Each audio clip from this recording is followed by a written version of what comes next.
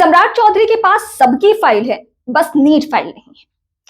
पिछले दिनों सदन में खड़े होकर ये भारी भारी डायलॉग बोलना, ऐसा लग रहा था कोई मुंबईया राइटर उन्हें एक स्क्रिप्ट लिखकर दे दिया है जिसे दोहराना है अपनी भारी भरकम आवाज में। मैं सबका इलाज कर दूंगा, मेरे पास सबकी फाइल है, मैं एक एक की फाइल ओपन कर सकता हूं। मुख्यमंत्री नीतीश कुमार ने हमको इसी काम में लगा दिया है।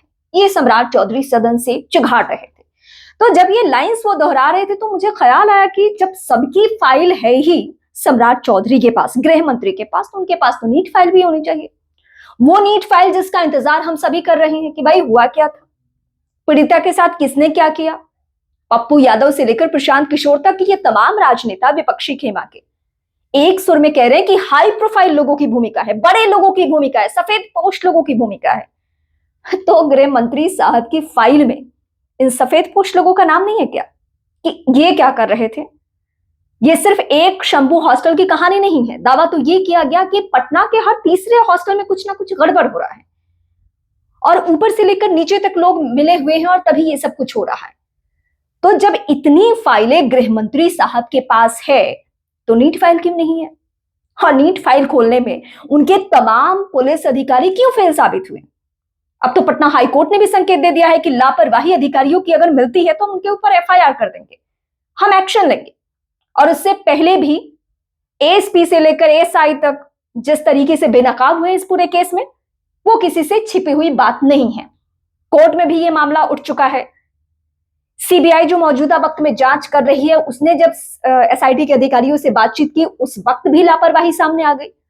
तो मतलब सम्राट चौधरी साहब अपनी सहूलियत के हिसाब से फाइलें खोलते हैं कि कब किसकी फाइलें खोलनी है, किसकी फाइलें बंद रखनी है, ये उन्हें बहुत अच्छे से मालूम है। और इसीलिए अगर नीट फाइल उनके पास है भी तो वो फाइल बंद रखा है उन्होंने, क्योंकि उसमें तो हाई प्रोफाइल लोगों का नाम है।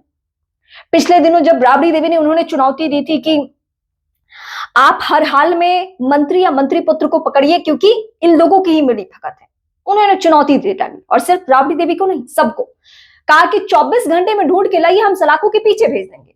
गृह मंत्री साहब को कौन ढूंढ के देगा? गृह मंत्री साहब तो सबकी फाइलें लेकर घूम रहे हैं, सदन से कह रहे हैं कि हमारे पास सबकी फाइल है। सबकी फाइल क्या मतलब? आप विपक्षी नेताओं को धमका रहे हैं, आप तेजस्वी यादव, प्रशांत किशोर, पप्पू यादव ऐसे लोगों को धमका रहे हैं। इसका मतलब तो यही हुआ ना, जब आपके पास अपराधियों की ही फाइल नहीं है तो फिर किसकी फाइल है?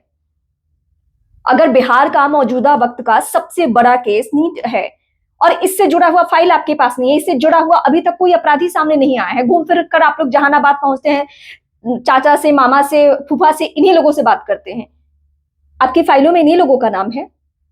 या अपनी सहूलियत के हिसाब से इन फाइलों से आप लोग नाम निकाल रहे हैं? मतलब अगर डीजीपी का कोई स्टेटमेंट है तो जाहिर सी बात है ना वो सम्राट चौधरी का स्टेटमेंट है। डीजीपी अपने हिसाब से तो कोई एक्शन लेंगे नहीं, कोई कदम उठाएंगे नहीं।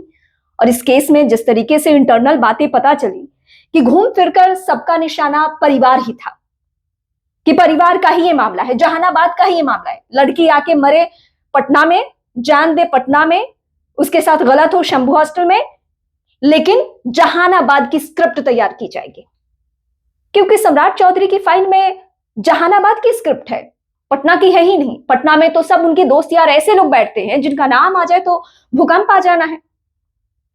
हम आप जब सवाल उठा रहे थे कि इस केस में बहुत बड़ी लापरवाही है तो कोई यकीन करने को तैयार नहीं था जब पुलिसकर्मियों की लापरवाही एक के बाद एक सामने आ रही थी, क्योंकि नीट केस एक पहला केस था जिसमें एएसपी जैसे अधिकारी आकर खुलेआम ये कहते हैं कि नहीं, लड़की ने अपनी जान दे दी बिना पोस्टमार्टम रिपोर्ट के आए हुए, बिना ऑथेंटिक जगह से पोस्टमार्टम रिपोर्ट आए हुए। और अभी तक भी मैं आपको याद दिला दूंगी एम्स के रिपोर्ट का क्या हुआ किसी को कुछ पता नहीं है। सीबीआई ने बीते 14 से 15 दिनों में क्या किया किसी को कुछ पता नहीं है। सिर्फ उसका मूवमेंट पता है कि हाँ वो शंभू हॉस्टल जा रही है, वहां से एविडेंस लेके आ रही है, वो जहानाबाद जा रही है, वहां पे चाचा से पूछताछ हो रही है, घर वालों से पूछताछ हो रही है, चचेरे भाई से पूछताछ, पता नहीं क्या क्या हो रही है। लेकिन इस केस में सीबीआई के हाथ में भी अभी कुछ भी कॉन्क्रीट नहीं है। और ये केस होने के बावजूद कैसे जमीर अलाउ किया सम्राट चौधरी का, जो सदन में खड़े होकर बोलते हैं कि हमारे पास तो सबकी फाइलें हैं, हम तो सबका इलाज करेंगे, एक एक की फाइल है। मैं बोली ना आपको पहले भी कि मुंबईया फिल्म राइटर की स्क्रिप्ट लग रही थी। ऐसा लग रहा था कि एकदम भारी भरकम आवाज में आपको इन डायलॉग्स को दोहराना है ताकि पब्लिक आप पर भरोसा कर सके, पब्लिक आप पर ट्रस्ट कर सके। आप तो गृह मंत्री हैं और हो सकता है कि आपके जहन में भी ये चल रहा हो कि माइनस नीतीश तो मैं ही हूं। मतलब नीतीश कुमार अगर इतने अस्वस्थ हो जाते हैं जैसे उनकी तबीयत दिख रही है, उसके बाद तो यही माना जा सकता है कि एक ना एक दिन, आज ले वो राजनीति से संन्यास, कल ले परसों ले, उनको लेना ही होगा, क्योंकि अब उनकी तबीयत ज्यादा नासाज है। वो डमिंग सीएम के तौर पर कब तक बैठेंगे ये भगवान ही तय करने वाले हैं। और वहां के जो पार्टी के, मतलब आज जेडीयू के लोग हैं या फिर बीजेपी के लोग हैं, वो तय करेंगे कि कब तक वो बैठेंगे। तो इस बीच लग रहा है सम्राट चौधरी को सर्वे सर्वा मैं गृह मंत्री बन चुका हूं, बस सीएम ही तो बनना है, तो इसके लिए मुझे क्या करना है, वही भारी भारी बातें करनी है। जैसा कि अमूमन अन्य प्रदेशों के सीएम को आप देखते हैं, जैसे हिमंता बिस्वा शर्मा मुझे खूब याद आते हैं कि वो अमूमन अपने बयानों से ही चर्चा में रहते हैं। कोई काम, हाँ, मैं योगी आदित्यनाथ को इस भीड़ से अलग रखना चाहती हूँ, क्योंकि वो स्टेटमेंट अगर देते हैं तो वो काम भी करते हैं।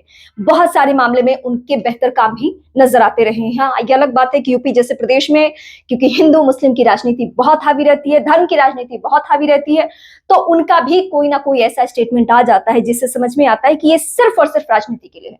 लेकिन सम्राट चौधरी जिस राह पर आगे बढ़ रहे हैं, उसको देखकर सवाल पूछना बनता है कि सबकी फाइलें लेकर तो घूम रहे हैं, लेकिन जिस फाइल का हम सभी को इंतजार है, जहां से हम चाहते हैं कि आप सफेद पोशों का नाम निकालिए, आप उन राजनेताओं का नाम निकालिए जिनकी मिली भगत से पटना में आए दिन न सिर्फ क्राइम बल्कि भ्रष्टाचार, बालू माफिया, शराब माफिया, ये सब सक्रिय हैं, या नीट जैसी घटना हो जाती है और उनका बाल बाका नहीं होता, कोई एक्शन ही नहीं होता है उन पे।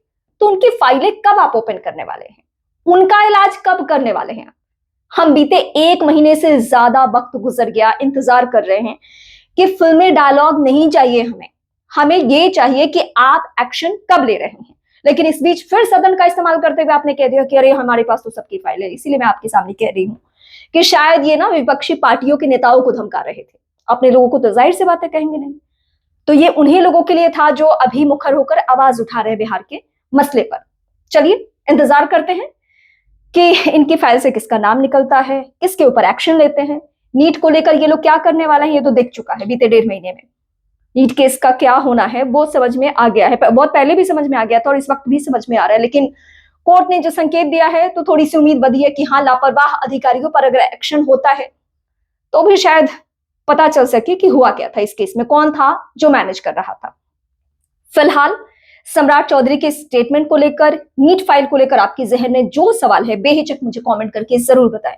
आपके कमेंट्स के जरिए पता चलता है कि आप इस केस को लेकर क्या सोचते हैं और आने वाले दिनों में इस मामले पर क्या होना है। आप YouTube पे इस वक्त अगर हैं तो मुझे सब्सक्राइब कर सकते हैं, इस वक्त अगर Facebook पे मुझे देख रहे हैं तो आप मुझे फॉलो कर सकते हैं, और Facebook पे हैं तो भी आप मेरे YouTube फैमिली का हिस्सा जरूर बनिए, ये मेरी आपसे गुजारिश है।